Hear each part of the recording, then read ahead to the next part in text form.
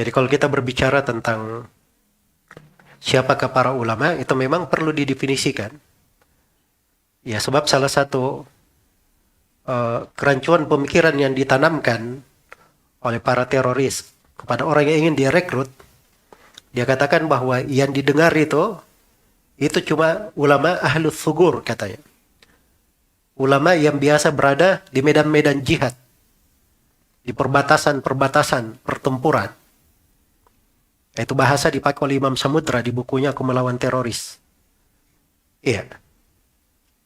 Itu keliru, dia keliru di dalam memahami ayat. Saya terangkan kekeliruannya di buku saya dari berbagai sudut, dari sudut riwayat maupun sudut dirayat. Kemudian yang kedua, ulama itu tidak dilihat di mana dia berdomisili, tempat tinggalnya. Iya. Berdomisili dan tempat tinggalnya. Dan ini memang perlu didefinisikan ulama ini. Karena sekarang ribet juga. Setiap orang kalau dia sudah bisa orasi, kemudian melilit imamah di atas kepalanya, bawa sorban di atas pundaknya, wah ini Masya Allah ulama. Sudah bisa menjadi ulama. Tidak dikenal dia belajar di mana, historinya dalam ilmu, anta beranta. Tiba-tiba menjadi seorang ulama. Nah, ini juga masalah yang besar. Karena ulama itu panutan dan rujukan. Ulama itu di dalam istilah syariat, dia adalah orang yang punya ilmu tentang ini ulama kita bagi dua ya. Ada ulama mujtahid. Ada ulama mujtahid, ahli ijtihad. Dan ada ulama dia takhassus dalam sebuah bidang. Dia punya keahlian di bidang tertentu. Kalau dia ulama mujtahid, itu sebenarnya terbagi dua lagi. Ya, ada ulama mujtahid mutlak dan ada mujtahid muqayyad. Ulama yang dikatakan dia ahli ijtihad, itu dia menguasai Al-Quran dan Sunnah. Iya, menguasai Al-Quran dan Sunnah. Tidak mesti menghafalnya. Karena menghafal itu kadar tambahan. Menghafal. Tapi pokoknya dia mengerti Al-Quran dan Sunnah. Dia memahaminya. Dan kebanyakan ulama menghafal Al-Quran dan Sunnah. Mereka menghafal Al-Quran. Jadi dia paham Al-Qurannya. Dia tahu Al-Quran, dia tahu haditsnya.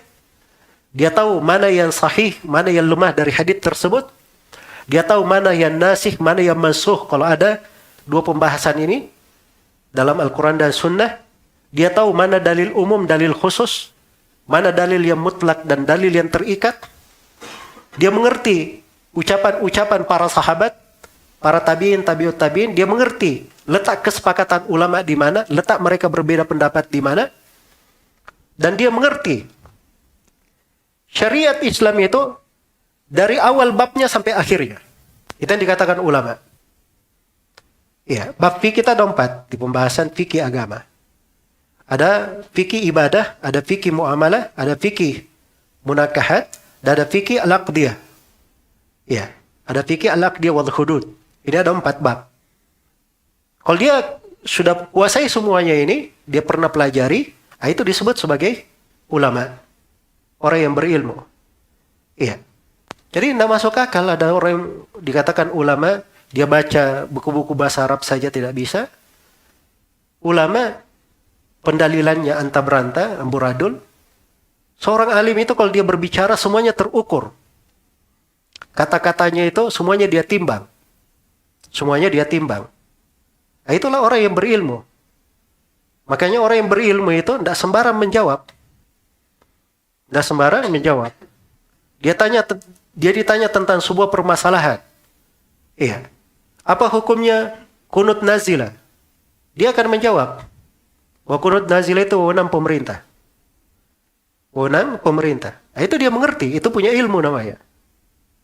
Dia tahu kedudukannya di mana. Ditanya tentang hukum talak misalnya. Ada kasus begini dan begini. Dia katakan itu urusannya di pengadilan. Bukan ke saya. Itu alim itu, punya ilmu. Sebab itu masalah-masalah perlu pembuktian. Perlu pembuktian. Jadi seorang alim itu bukan dia kuasa itu saja. Dia juga harus punya fikih maqasidus syariah.